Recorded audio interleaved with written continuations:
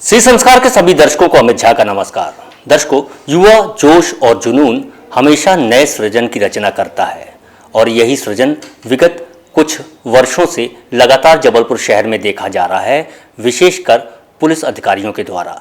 युवा पुलिस अधिकारी जो आए हुए हैं वे लगातार ऐसी कार्रवाइयां कर रहे हैं जिससे शहरवासियों को अब सुरक्षा को लेकर निश्चिंतता देखी जा रही है।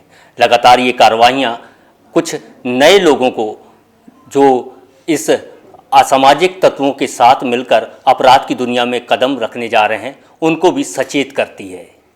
ऐसे ही युवा अधिकारी इस समय हमारे साथ मौजूद हैं जिन्होंने लगातार इन माफिया दमन कार्रवाइयों के साथ, असामाजिक तत्वों पर कार्रवाई के साथ इस शहर की जनता को सुरक्षा होने का एहसास कराया है। जी हाँ, हम बात कर रहे हैं अतिरिक्त पुलिस अधीक्षक श्री रोहित कासवानी जी की, जो कि इस समय हमारे साथ मौजूद हैं। रोहित जी, बहुत बहुत स्वागत है संस्कार के इस चैनल में। Thank you. सबसे पहले हम आपके विषय में जानना चाहेंगे, हमारे दर्शक भी जानना चाहते हैं आपका व्यक्तिगत परिचय। मैं राजस्थान के झालावाड़ डिस्ट्रिक्ट से बिलोंग करता हूं और 2017 बैच का भारतीय पुलिस सेवा का अधिकारी हूं और वर्तमान में मैं यहाँ जबलपुर में एडिशनल एसपी सिटी का चार्ज देख रहा हूं। कासवानी से लगातार माफिया दमन कार्रवाइयाँ जो शहर की जनता ने देखी, उससे सुरक्षा का और निश्चिंतता का एहसास हुआ और पुलिस की उपयोगिता भी साबित हुई। तो हम आपसे जानना चाहेंगे कि क्या भविष्य में इस तरह की कार्रवाइयाँ आगे भी जारी रहेंगी?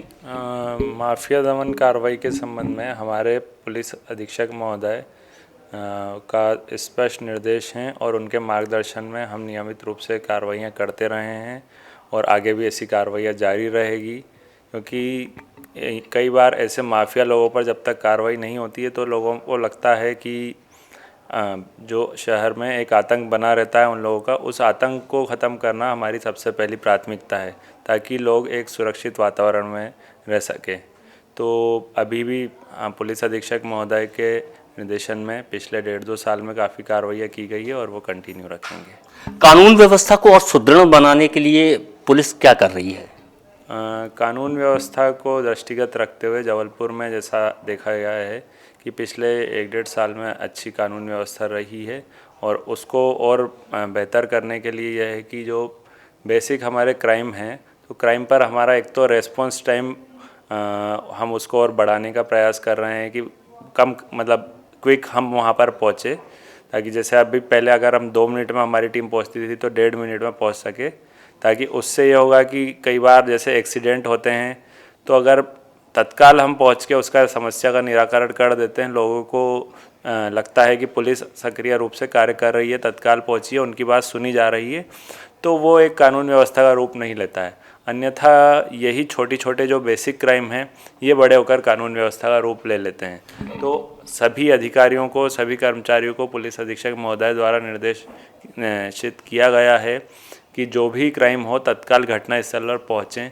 जल्दी से जल्दी क्राइम की ग्रेविटी को समझकर वहाँ पर निराकरण किया जाए। देखा जा रहा है कि कोरोना को लेकर जो प्रतिबंधात्मक नियम लागू किए गए थे, गाइडलाइन थी, वो अब हटने जा रही है। इसको लेकर चुनौतियाँ पुलिस के लिए भी बढ़ गई हैं, तो इसकी तैयारी किस तरह से की है? ये अभी कोरोना को लेकर जो अभी गाइडलाइंस थी धीरे धीरे वो अब रिलैक्स हुई हैं और शायद फ्यूचर में और रिलैक्स होने की संभावना है। तो उसको दृष्टिगत रखते हुए पुलिस के लिए कई चुनौतियां जैसे बड़ी हैं कि रात में जो रेस्ट्रिक्शन थे वो अब कम हो जाएंगे, तो उसमें रात्रि के वक्त कुछ आपराधिक गतिविधियों के लोग उसका फ़ायदा उठाकर क्राइम कर सकते हैं। इसी प्रकार जो जैसे जैसे अगर जो ये नॉर्म्स हट जाएंगे तो लोग कुछ अभी जो लोग मास्क लगाते थे शायद वो भी बंद कर दें, या सोशल डिस्टेंसिंग का जो अभी क्राइटेरिया थे वो भी ख़त्म हो जाए। तो उससे ये है कि दोबारा शहर में पुनः एक वेव कोरोना की ना आ जाए, वो भी एक पुलिस के लिए पुनः चुनौती बन सकता है। और जैसे जैसे सब कुछ खुलेगा तो यह है कि क्राइम की संभावना और बढ़ेगी। इसको दृष्टिगत रखते हुए पुलिस में हम लोगों ने नाइट गश्त और बढ़ाई है, चेकिंग वगैरह हम बढ़ा रहे हैं। सभी थाना प्रभारियों को पुलिस अधीक्षक महोदय द्वारा स्ट्रिक्ट निर्देश दिए गए हैं कि रात को वो बने रहेंगे और पैदल गश्त, पैदल पेट्रोलिंग बढ़ाई गई है। इसके अलावा जो जबलपुर का एक प्रमुख ट्रेंड है अपराधों का है वो है चाकूबाजी।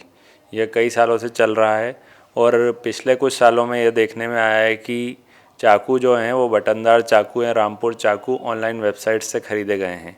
तो उनको रोकने के लिए सर के निर्देशन में हमने जो ऑनलाइन वेबसाइट्स है पहले उनको संपर्क किया, उनको हमने लीगल प्रोविज़न से अवगत कराया और उनसे हमने ये पत्राचार किया और ये सुनिश्चित किया कि जो भी इस तरह के चाकू हैं जो अपराधों में प्रयुक्त होते हैं या फिर जो आर्म्स एक्ट के तहत जिन पे कार्रवाई हो सकती है तो वैसे चाकू हमारे यहाँ ऑर्डर ही ना हो। तो अब हम लोगों ने इस तरह कांटेक्ट करके, जैसे फ़्लिपकार्ट है तो फ़्लिपकार्ट ने से अब वैसे चाकू ऑर्डर ही नहीं होते हैं। यदि कोई ऑर्डर करता है तो वो सीधा लिखा आ जाता है कि वो जबलपुर में ऑर्डर नहीं होंगे। तो इस तरह की ये हमने कार्रवाई की है। फिर हमने एक डाटाबेस लिया है पिछले 2-3 साल का कि जो चाकू जिन लोगों ने ऑर्डर किए हैं तो हम उन लोगों से पूछताछ कर रहे हैं, उनसे संपर्क कर रहे हैं, क्योंकि उनमें से ही कुछ लोग तो अपराधी होते हैं। कुछ लोगों ने जो अपने घर के लिए मंगाए हैं वो अलग है, उनको हम समझाइश देंगे बाकी। और इसके अलावा क्या होता है कि कुछ नई उम्र के लड़के हैं जो धीरे धीरे एक नई उम्र में एक अपना अलग लुक दिखाने के लिए चाकू ऐसे ही ले लेते हैं, वो अपराध में लिप्त नहीं होते हैं। तो धीरे धीरे हो सकता है कि किसी घटना में गलती से वो मार दें, ऐसे भी हमारे पास इंस्टेंसेस आए हैं।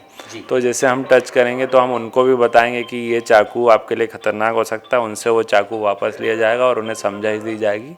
तो ये प्रयास चल रहे हैं हमारे अभी आगे की कानून जो भी क्राइम को रोकने के लिए। शहर मुख्य रूप से शहर में देखा गया कि अवैध हथियार, खासतौर पे कट्टे, देसी कट्टे या मादक पदार्थों का आना अभी भी जारी है, वो रोका नहीं जा रहा है। तो इसको रोकने के लिए कोई सुदृढ़ प्लान है पुलिस के पास? जो मादक पदार्थों का है उसको रोकने के लिए स्पष्ट रूप से हमारी अलग से टीम लगी हुई है। हमारे एसपी आईजी सर और एसपी सर के नेतृत्व में अभी पिछले 2-3 महीने में बड़ी कार्रवाई हुई है। अभी कल ही 27 किलो गांजा पकड़ाया गया है लॉर्डगंज थाना क्षेत्र में।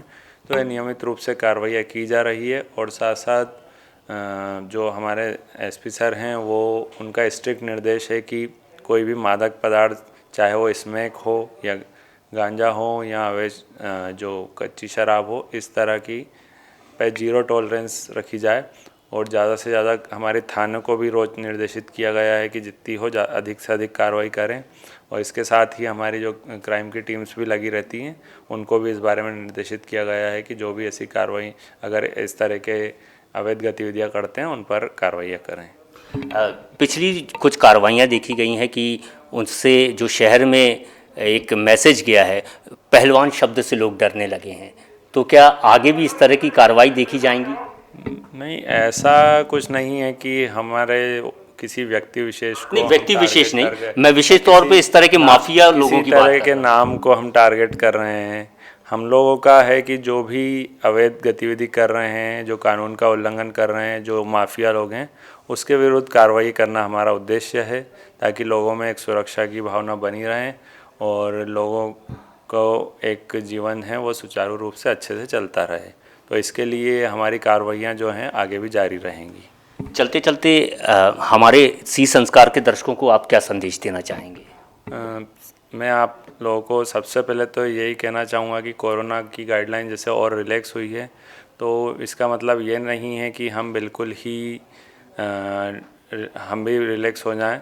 हम लोगों को सोशल डिस्टेंस बना के रखनी है, जितना हो सके खुद की ओर से जो भी प्रिकॉशंस कोरोना के लिए लिए जा सकते हैं वो लें हम, ताकि हम लोग का खुद का बचाव कर सके, अपने परिवार का बचाव कर सके। क्योंकि यदि कोई थर्ड वेव आती है तो वह बहुत ही भयावह होगी।